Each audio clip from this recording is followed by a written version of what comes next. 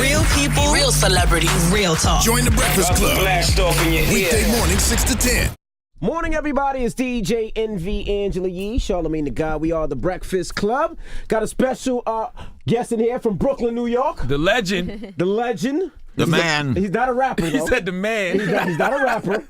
Larry King, ladies and gentlemen. Hey, good morning to the Breakfast Club. Good morning. What do you, I don't see any breakfast. Everybody says that. Everybody says that. And you know what's so crazy? Our producer is a chef. We've been here for almost 5 years. He's never brought no dishes in here ever. So this is a live Breakfast Club. It's a farce. The whole thing is based on lies. It's a farce. But I have coffee.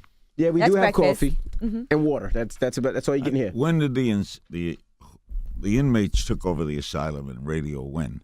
I come in here and there's 8 radio stations here. Mm-hmm. Yeah. Right? Even WOR, which used to carry my old show when I was on Mutual. Got you. How did that all happen? It's this thing called iHeartMedia. Oh, iHeart. That was It used to be Clear Channel. Clear Channel. They just bought everything up. Yeah, I know. That's out of San Antonio, right? Yes, sir. Yeah, see, I noticed. Yeah. I remember that. Ran by a guy named Bob Pittman. I know Bob Pittman very well. He's the big boss. Bob, for a time when AOL merged with Time Warner, and Bob Pittman was one of the executives there. I knew Bob well, and Bob used to be a disc jockey in Chicago. Yep. He's That's been why. getting money a long He time. and that's why he knows his talent so well.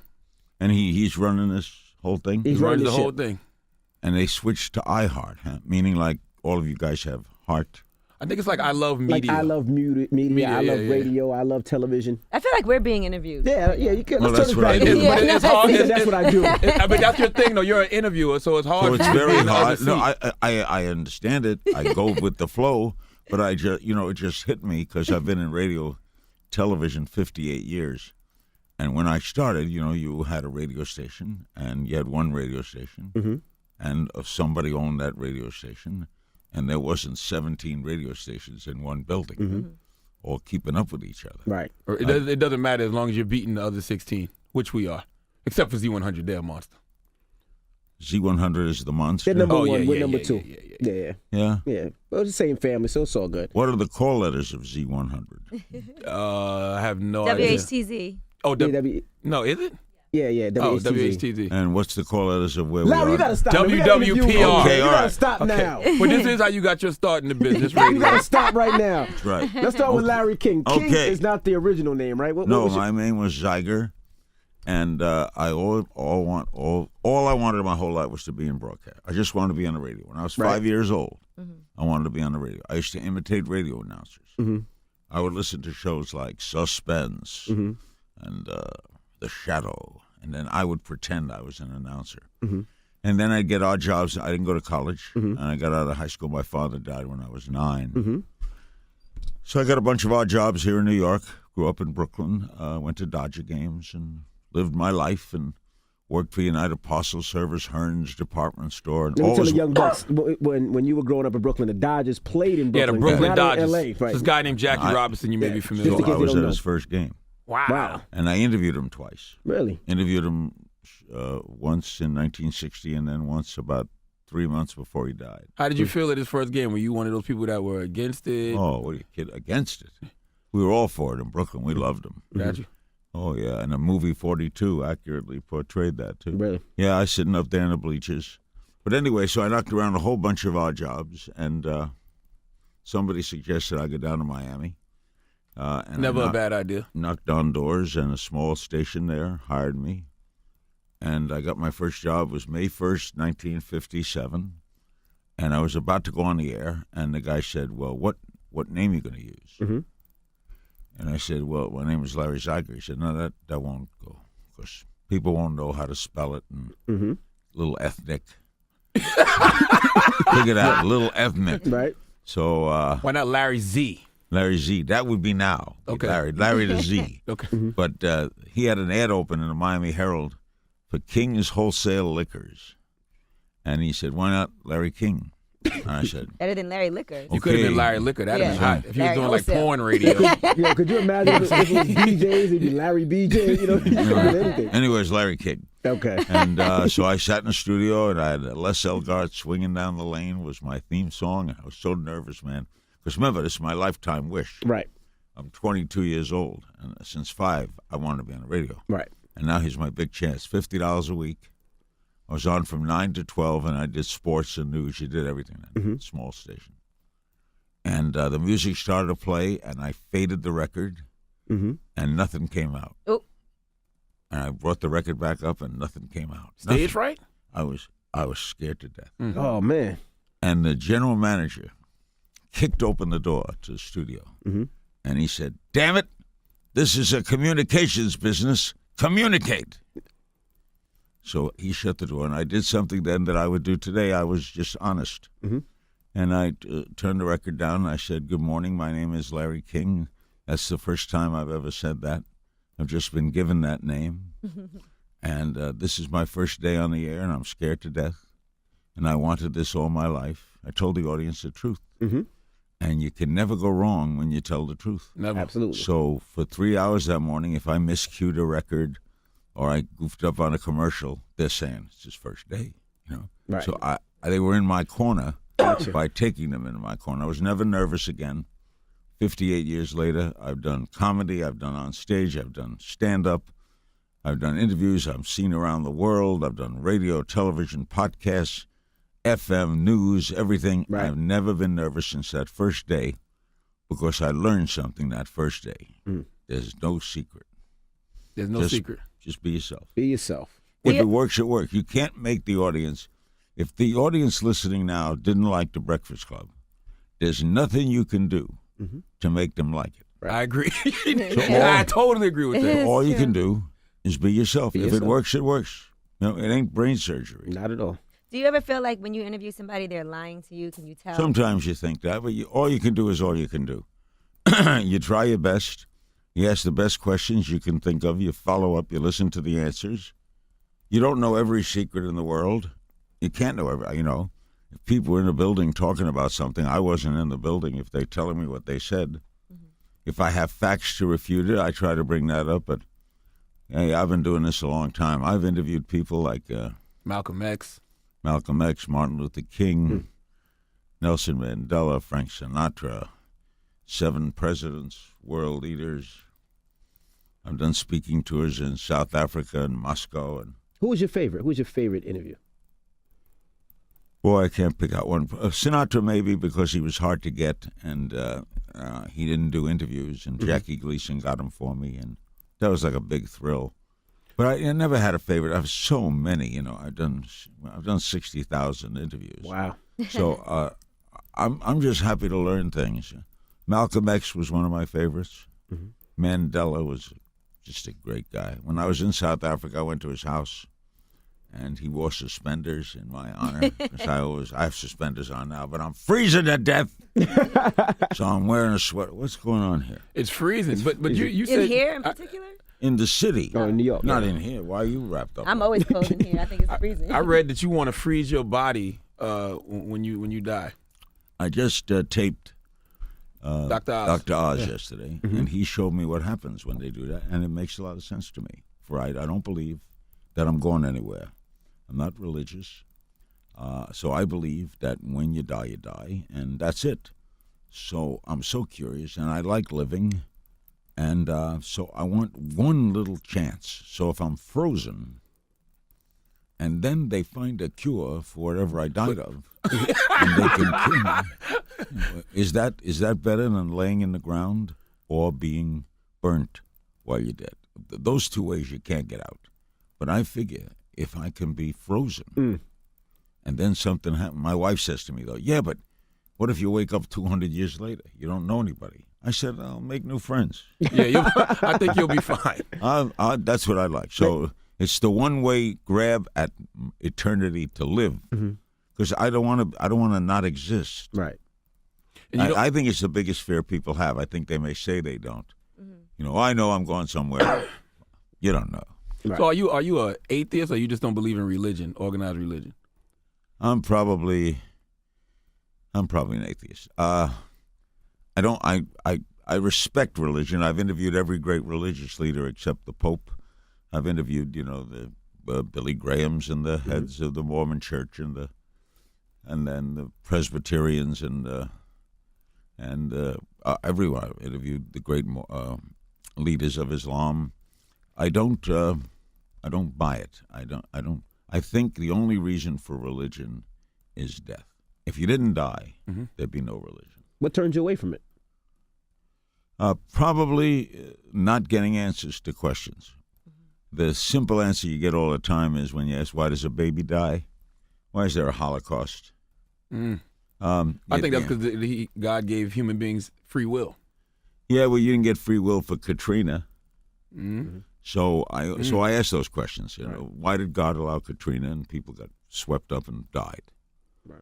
And the typical answer is, we do not question the ways of the Lord. Well, I do question the ways of the Lord. Especially an interviewer like you. Yeah, and if I don't get answers, You don't believe. I question it. Someone asks, well, what if you could interview God? What would be the first question? Do you have a son? Now, you mentioned your If he would say no, right. chaos throughout the Christian Throughout world. the world. Absolutely. Now, you mentioned your wife. How many? You were married 7, 8 times? 7. Wow. Why not make it one 8? twice. One twice. Why not go for 8? He's married. He's married Well, now, Charlamagne. I'm married 18 years now. I've got, my wife's much younger. We have 2 young boys, 15 and 14. They're both baseball players. In fact, the 15-year-old is down in Florida. We live in Beverly Hills, but my wife let him go to Florida to play baseball at IMG, a very famous baseball academy. Derek Jeter went there. And so he's in school in Florida, playing baseball every day. I just went to visit him last weekend. He's a great kid. And the 14-year-old's playing baseball at Beverly Hills High. So I got young kids. I got a beautiful wife. In fact, people see me and my wife, I'm 81. And people see us and I know what they're thinking. How old is she? She's 55. So that's 26 years. So I know what they're thinking. What? They look at me, they look at her. Hey. So I always say the same thing. That's not what I would think. I think like, wow, Larry's penis is still getting hard. No, what I say is, if she dies, she dies. You get another girl. That's easy to say when you've had 8 wives already. Life goes on. 7. I don't regret any of it. I have You gotta love Larry King, boy. I have 3 grown children. I've had a hell of a life, man. I mean, from the little 5-year-old kid in Brooklyn who wanted to be on the radio, to be seen all over the world, to get a lifetime achievement from the Emmys, Peabody Awards. Peabody Award. I can't. I pinch myself every day. I consider a lot of it lucky. I mean, you have to be good. I know I'm good at what I do, but there's luck involved too. When did you realize you were a good interviewer? Well, when I started, I was doing a show at a restaurant in Miami Beach. I was 23, and Bobby Darin, great Bobby Darin, walked in, and then Jimmy Hoffa came in, and I didn't prepare for them because I didn't know they were coming. Right. And I got to love that. I got to love asking questions. But if I look back long enough, I was asking questions when I was 9 years old. I'd get on a bus and, why do you want to drive a bus? I'd say to the bus driver, what do you get out of driving a bus? When my friends and I would go to ball games, they wanted autographs. I never wanted autographs. I used to wait outside locker rooms and ask questions. I'd run down the street. Why'd you bunt? Why'd you do that in the third inning? What made you take that shot? So I naturally went into it. As we started here today, I started by asking, what is it, so many radio Right, stations? absolutely. What do you do? Why do you call yourself the Breakfast Club? There's no breakfast. Those are things that are constantly on my mind. And what made me good at what I did was I asked simple questions. I asked 1-word, 1-sentence questions. Why is a great question. And I never got out. I remember when I was a kid, when I first got to Miami, I had $11 in my pocket. I stayed with my uncle. I was very poor. We were on relief when my father died. First thing I saw was 2 water fountains, and one said white and one said colored. And I drank out of the colored water fountain. It was very good, by the way. It was cold. You thought it was going to be Kool-Aid. And so I started saying, why? Why are there 2? Then I got up on a bus to go from Miami over to Miami Beach. And I sat in the back of the bus, and the bus driver stopped the bus and said, move forward, because the back of the bus is for coloreds and the front of the bus is for whites. And I said, why? And I still have never got an answer to that question, because why should pigment mean anything? Right. So I never got an answer. You asked me that when I was on your show last King Night. You was like, why do people hate on other people for the color of their skin? I'm like, I really don't know. I don't know what. So all prejudice. Right. I don't know why I'm heterosexual. For example, I like women, but I don't know why I like women. I didn't choose it. In other words, I didn't get up one day at age 11 and say, I think I like women. Mm-hmm. So why would someone get up one day and say, I think I like men, right? Mm-hmm. You don't know why. It's probably a gene. It's probably something. No one knows why they are what they are. So why be against it? Why, you know what I'm saying? Why Yeah, be prejudiced why be towards against someone? it Right. if you don't know why? I mean, also, as Ross Perot told me, the South was economically stupid. I mean, they'd build a building, and they'd have to build 2 bathrooms for men instead of 1. I mean, it was idiotic. They would deflate. If they didn't educate their black citizens, how could they expect them to thrive economically? So that's why your lowest economic states are the Mississippis and Alabamas, because they didn't bring. So you lose. Segregation is idiotic financially. Forget morally. It's idiotic financially. Right. It's idiotic. Put it like that. Absolutely And right. you actually marched. You marched in Miami. I did. So the beaches could be segregated. We integrated the beaches, Did he and segregate? Integrated. I mean, I was like, yeah. what? So black people could be on the beach. black people couldn't be on the beach. Do you know how That's bad it crazy. was? I mean, this is in our lifetime. In 1963, 63, that ain't that long ago. If Sammy Davis swam in a pool in Las Vegas where he was entertaining, they emptied the pool and refilled it. Wow. Sammy Davis, as loved as he was at the time. They emptied the pool. That's crazy. Could you? I mean, it's hard to believe that. Harry Belafonte integrated the Hilton Hotel in Miami Beach in 1965. And what they used to do in Miami Beach, where I lived, the black entertainers would play on Miami Beach, and then they would be put in a very nice hotel in the black area in Miami. And Harry Belafonte, who I love to this day, I was there when he was checking in. He was going to open that night. And they said, Mr. Belafonte, we're glad to have you, and 2 shows, and you can rehearse. And your hotel is across the bay on the other side. And he said, why? He said, well, that's where our Negro entertainers stay. And he says, where I play is where I stay. And they checked him in. And then he said, and my troupe also has to stay where we play. And he had 12 black singers behind him. And they integrated that hotel. Wow. How long did it take y'all to get the beaches integrated after the march? Oh, he hit that quickly. Once, it happened so look how fast. Once you start a movement, you can't stop a movement. Right. Once, I knew Martin Luther King very well. He was so spot on. Once you start to show people, when television did it, when I could put you on television and show a black man merely walking across a bridge, and they hit him over the head, the average guy looking at that and the children, why? Back to that old why. You don't get an answer. There is no answer. It's just stupid. Right. So the more you see that, and then now you have gay marriage, because people start to say, it ain't my business. It ain't, what do you care? What do I care? Everybody should be allowed to get married and be miserable. He's Now, stupid. can I ask your opinion on something that's happening now with Brian Williams? I feel so sorry about that. I like Brian, and I don't know what it is. Why people do things for self-aggrandizement, Did Brian Williams have to say he was in a helicopter? No, not at at all. all. He don't have to be in the action. I don't turn on the news to I hear don't you know. be a part of the I action. don't know what that means. Yeah, me neither. But And he's that's been what- suspended, and I know it'd be hard for him to come back. The hard part will be it'll fade for a while, but once he comes back, he'll start talking about it again. And if he has to do a story on a helicopter mission, Nobody's ever we're gonna going to laugh. Or if he has to do a story, he's got to interview a politician who got caught in a lie. He's going to be in a tough spot. Oh yeah, the politician be like, don't question me about lying, Brian. That's right. well, maybe he should just come out and be honest about it and say why. Is that a Yeah, good but he move? may not know his own. I don't think he knows why either. I think he just Sometimes you did it just dumb. people are. Nobody's perfect, and everybody has done things. Everybody has something in the closet that there's something about you that you wouldn't want known. I think I know. Uh-oh. Come on, Mr. King. Tell us. Just tell us. You know, we actually go way back. Let's not. You know. Oh. You that old, Yee? She's She go with- No, I'm kidding. I'm kidding.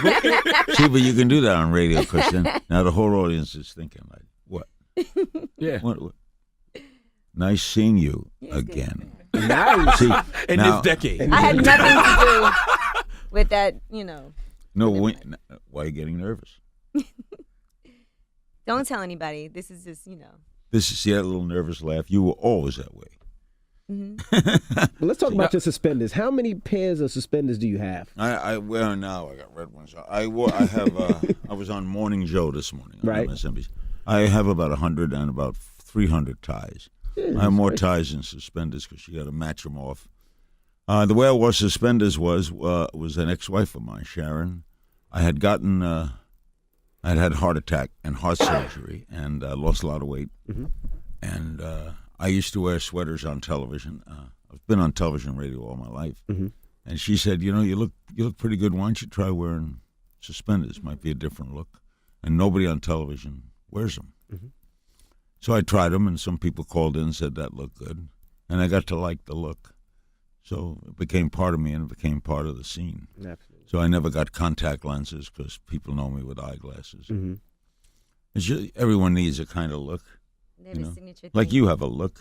Hoodies and Timbs, baby. Bummy. It's called No. bum, yeah. Yeah. There's something amazing to me about the jean world. These are PRPS jeans. Yeah, now they're all torn up. Well, yeah, because no, very interesting story about this. Ask me why. Why they're torn Don't up. do it. Let's move on. My wife told me it costs more if they're torn up. They do. Like, these What? cost a lot, but the guy, he's from Virginia, so what he does is he'll go in, like, abandoned houses and, like, barns. He'll drive all through the South and find old clothes and then make replicas of them. So that's what he does. Now, if I came home wearing that with my mother 60 years ago, she'd have said, "You're doing bad? Can I help you? What's going on?" Now the bummy look is in. You seen Kanye's new clothing line? What is all bummy look? All looks torn Bummy up and look. ragged. It's It a looks little terrible. gothic, a little nasty, disgusting. It's not So too here bad. comes a why question. Okay. Why? You Why know, do you wear that? That is a good question. It makes me feel comfortable, though. Like, I'm from the country, so I don't like all of that flashy, fly He stuff. tried it for a little bit. It didn't work out for him. Actually, Charlamagne used to get his jeans custom made. No, I did that once or twice because it Leather was cheap. It was pants, actually all that. cheaper to get them made. I used to know this little African dude. He used to get materials, and he could sew me some jeans. I could give him $60. He made me a great pair of jeans. So you thought. How much do these cost? Well, Like $350, Larry, $350. but I didn't pay for them. PRPS shows me a lot of love. I would never pay $350 for a pair of jeans. I But paid, that's what they cost. yes. If you ripped them a little more, would it be more? Nobody would even notice. But nobody would notice. It'd be hot.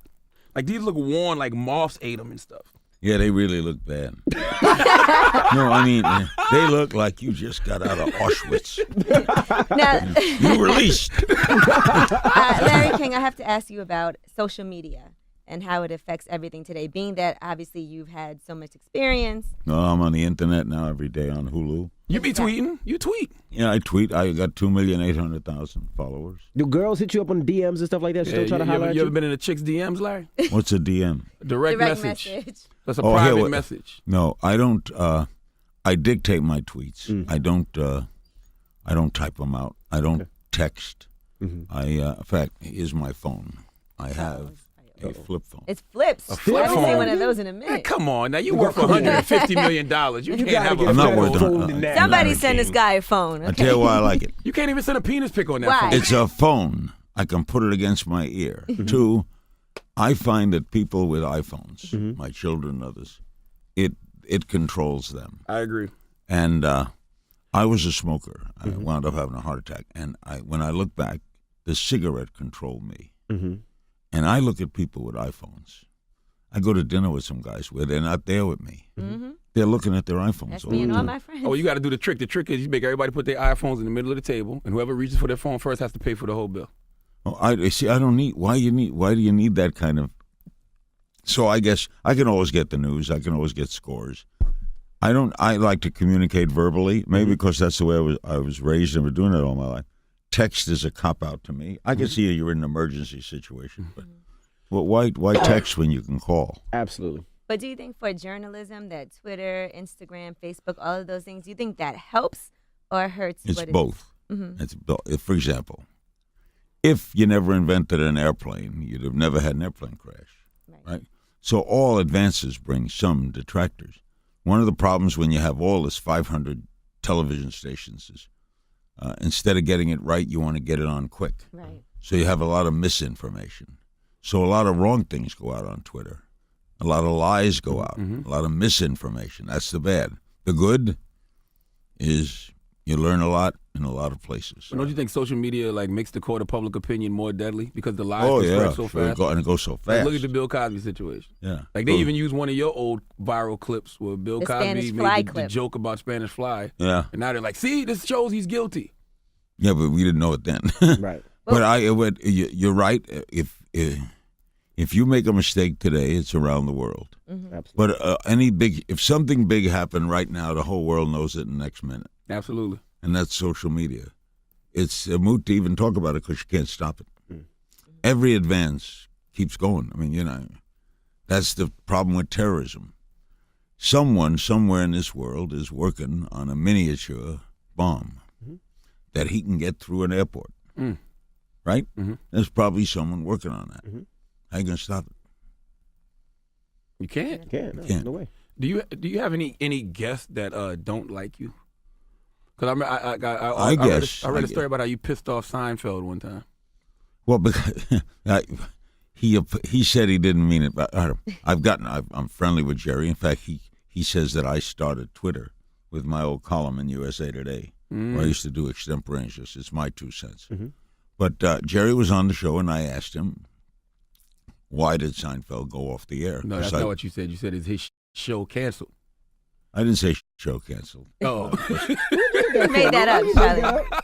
Well, didn't guys say- who wear you didn't jeans say like it's that show. make up. Yeah, okay. No, I said, was your show canceled? I didn't know that he said, we were number one, and he got a little tiffed. And I just didn't know because I'm on the air so much. I'm on television, I'm on radio, that I don't get to watch Right. a lot of things. And I don't read gossip columns, and I don't read a lot. I read a lot of sports, certainly a lot of news. I stay up on things. But I don't know chatter columns. I don't know who's sleeping with who. So I don't know if a television show is canceled or goes off or got sick. I don't. Gotcha. I don't read the tabloids. So I didn't know. So he says, he took offense to it, and then he later said he was kidding, but I don't think he was kidding. Right. But I love Seinfeld. By the way, I watch probably more Seinfelds than any other show because Larry David, who conceived it, is a genius. He's opening on Broadway now. I want to y'all look like y'all could be related so too. bad. By the way, What? y'all look like y'all could be related in some way. You and Larry David, Because we're both named Larry. and you wear glasses. It's just a demeanor about y'all. Look like y'all could be related. Y'all from the same tribe, as we say. Wait a minute. Oh. I take that as a little bit of a put down. Oh. I'll tell you why. Why? Two guys named Larry, both wear glasses, same tribe. Are you discussing perhaps the Hebrew faith? Oh, Yeah, it was a little. nah. What did you mean by tribe? Oh, and tribe is like when you look like somebody. They say you're from the same tribe. That's Like hip. for me, like Tyrese would be my tribe. Young Jeezy. Do you know these people? No. No, but they're all black with bald heads and like my height. Oh, so I see. So Yeah, it's yeah, a yeah. compliment in a sense. Yeah, Like the person looked handsome, absolutely. yeah. I see. Yeah. Like he's yeah, from all the- things I didn't like you mean- think- if you think Larry David's handsome, it's a compliment. Well, I don't take it as a compliment. But Charlemagne and the Teenage Mutant Ninja Turtles are from the same tribe. Yeah, They all they look said, yeah, alike. exactly. Me, Young Jeezy, a You know- guy named Neo, and Jadakiss were the Teenage Mutant Ninja The Turtles. world got so hip. See, to me, hip, Frank Sinatra. Yeah. First, you understood the lyrics. Yeah. You know what I mean? I understood every word he was saying. Now, I hear a lot of young singers today. I got nothing against them. My kids listen to it. I drive in a car, and my kids are listening to music. I don't know one word they're saying. Ask don't- them who Young Thug is when you get home. Ask your kids, say, who is Young Thug? I interview a lot of these I hipsters. know You haven't do. interviewed Young Thug yet. Please, Yeah. Jared, don't make that happen. Well, rappers seem to like you. Jay, everybody seems to like you. I don't know why. I mean, these hip hop people come on, these rappers. Hey, we love you, Larry. Why? I'm not speaking their language. I mean, it's really You don't interesting. listen to any rap music? Is there any hip hop music you've listened to? Any songs that you would say off the top I of your can't head? quote any. Not even Jay-Z, Big Pimpin', nothing? Nicki Minaj. I know Jay-Z.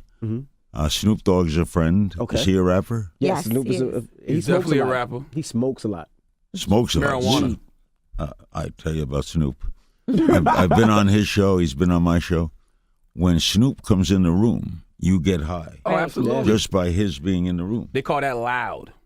Loud? Loud, yeah. He's like, you got that loud on you. Let's call it a loud pack. Okay, The so smell therefore, is loud. Strong smell. so therefore it affects the person who isn't even smoking. There There you you go. go. Snoop has that effect. I like Snoop. Snoop's a very good guy. You probably feel great around him when He's he got- walks in the room. He's got great kids. He takes care of a lot of kids in his football league, and I give him a lot of credit. But I forget their names. They go so fast. Do you remember the Chris Brown interview? That was big in our world. Oh boy, You remember that one when he had the bow tie on? yeah. He wouldn't give me real answers. It was Oh, See? Turn the lights on. Now, in our world, when the wait a lights go minute. out like that, somebody gets you gotta stabbed. run. Yeah, you gotta Okay, run. now, In our world, when the lights go on in the studio, you run. now Chris wouldn't give you real answers. the lights went on. I thought there'd be one less person here. Am I in the hood now? Yeah, you're in the hood now. You're in the I- hood now. I feel so hip. It was his first interview after the whole Rihanna thing, Yeah. and they put up pictures of her, and he was on with his mother, and I felt kind of sorry for him. Yet I'm told, because I'm not an expert in that area of music, that he's a brilliant artist. He's very Yes. good. He's good. He's a great Yeah. artist. He's good. One of the Real best. good. Can dance his ass off. Mhm. Now, you're still very active. You work a lot. Do you I ever, do. I like work. Do you ever see yourself like retiring? I don't know what I do. I really don't. Retire to what? Yeah. I wouldn't know what I would do. I thought I could retire, but I couldn't. I don't understand people who don't go to work. Why did you leave CNN? Did you just get tired of everything? Well, no, I always has had 3-4 year contracts, and the last time it came to me it was a 1 year contract, and I saw the writing on the wall, and I guess they just wanted to go another direction. That was a terrible direction. 'Cause that guy is something. Yeah, that Piers didn't work Morgan out too was well for terrible. them. Piers Morgan. Yeah, oh, that was. I didn't like his style. You know, I guess they, I don't know what. Now they have a different thing on every night at 9.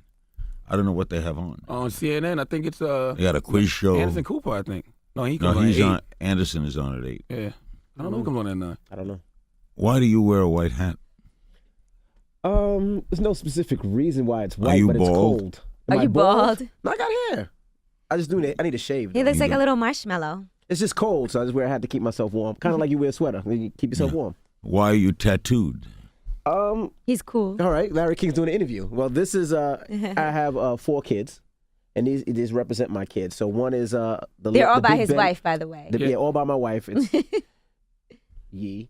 Now, Big Ben represents my daughter. Her name is London, so I put the Big Ben clock. Then I have my daughter and son in the scroll, like the Statue of Liberty that holds. I call myself the mayor of New York What's City. the cobweb See, for? in our world, It's like Larry, if you don't tattoo your kid's name on your body, you'll forget about them. Like people wonder why so many black guys don't be with their kids is because they don't have them tattooed on their body. They They forget their forget about them. names. He's lying. He's lying, Larry. No. King. He's lying. He's lying. He is lying. I just like the tattoo. You have tattoos? Unfortunately, I He has do. a Wolverine He has a tattoo. It's Wolverine. I got very Wolverine embarrassing. from the X-Men on my arm and a bunch of other nonsense that I got All right, when I now, was younger. why? I'm fascinated by the tattoo explosion. First, as a Jewish person, I'm going to take a guess that it hurts. Absolutely. It does hurt. Why would you do that? I'm going to go in today and get some pain. Body Yeah, artwork. I don't know. Because it seemed like it's the hip thing to do. I just like And then it. you grow older and you look at them and you regret every single one of them. So you wouldn't get any more. I mean, I want to get these covered up because I don't want to get them removed because it might leave scars. So you wouldn't get more to cover the ones. Yeah, you I'm going to already just have. get some good art on And that's my what body. happened too. When I was in college, I got an ugly tattoo, and then you want to cover it and make it look better. How do you cover it? Well, you have to put A different more ink on tattoo top of over it. it? Like this was ugly angels here, and then it had a stupid saying here, so they have to. What was the saying? I'm just curious. It was actually envy, but it was done in a horrible way. It was just nasty and disgusting, stupid. What does it cost to get a tattoo? Back then it was like $100. Now it can go anywhere from $800 to $1,000. Well, Larry and I don't have any tattoos. So. How do you know Larry ain't got a tattoo? Larry ain't got a Are tattoo. you kidding? Oh, He's just making Jewish. sure. If you get a tattoo, you can't be buried in In a Jewish cemetery. Yeah. I don't know the reason for that either. I want to be frozen. You told us. Yeah. Now, were you So- arrested for grand larceny in 1991? I was arrested on a charge. It all involved the Jim Garrison New Orleans case and the killing of John Kennedy. And that wasn't 91. Hell, though, right? It wasn't 91, it was 71. Yeah. Envy. And the case was thrown out of court. We borrowed money from a guy who was financing Jim Garrison's look into the Kennedy assassination. And then we couldn't reach him, and I had to pay taxes. So I said, "Can I give it to you the next time?" And he said, "Okay." And then it didn't work out, and he didn't get it. So they said, when they loaned me money, they said I took the money. Yeesh. But they threw it out of court. Good. But it went away. You know, I always wondered, because you said you want to be frozen, and you made the joke about your 200 years later, if you woke up, you'd make new friends. And like my grandmother was like the oldest of all her brothers and sisters, and she outlived like her mom and her father, everybody, all her, her brothers, sisters, everybody. So how does it feel to like outlive people you've interviewed and things like that? It's weird. Yeah. Yeah, and the Sinatra said to me once, the toughest part of aging is your friends die.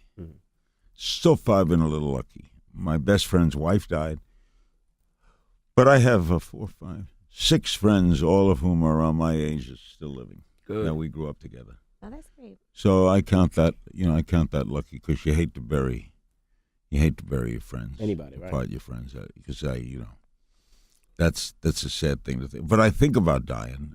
I worry about it because you can't do anything about it. Can't do anything about it. But then you also appreciate what a great life you've had. Yeah, I know, but that doesn't work all Yeah, the time. doesn't. Yeah. How do you want to be remembered? Because you've been on air when so many great people have died, and you see how the world stops in the memorials. I think I want to be remembered as someone who informed that I made the world a little bit better by learning a lot of things about a lot of people, and I made people laugh, and I communicated well. And I know that when you communicate on a daily basis, like people listening to the show, if you guys are on for a long time, how long has the show been on? It'll be 5 years. 5 this year. years. Let's say you're on 10 years. There are people out there, and you have no idea the magnitude that you're in their lives.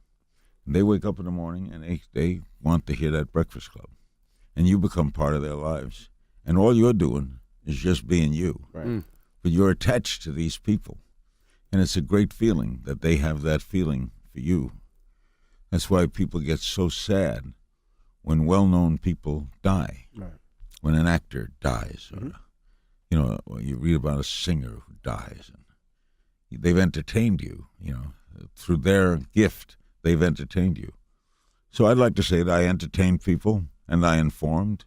Hey, is this a funeral? No. What are we doing? No. I'm starting to get depressed. They might use it later when you pass. But no, it's not a funeral. Charlemagne, you got you. a weird sense of humor. Yeah. We appreciate you joining us Some today. people find him offensive. Don't bring us up again. Okay, I'm It good. was one night. Why do you keep reminding That's why I know he has no tattoos. He wouldn't get that tattaoo. Thank you, guys. You still get it in sexually though, right? That's the thing. Well, you need help. I had prostate cancer, so I had to have radiation. But you know something? You go on living. Yeah. Yeah. You keep. Life goes on. That's kind of a personal question. You ask him why? Listen, I'm looking forward to Does he being like 81 back years shots, a old. missionary? You got any other I questions? told you this last time I saw you. I want my brain and my penis to work when I get 80 something. And by the way, they are connected. yes. Not his. I don't think. No, of course they're connected. Yeah. Well, ladies and gentlemen, Larry King, we appreciate Thank you, joining guys. us today. Mr. King, thank you Great for coming. being with you Thank on you the very Breakfast Club. Hey, there you have it. It's Larry King. It's the Breakfast Club. Good morning.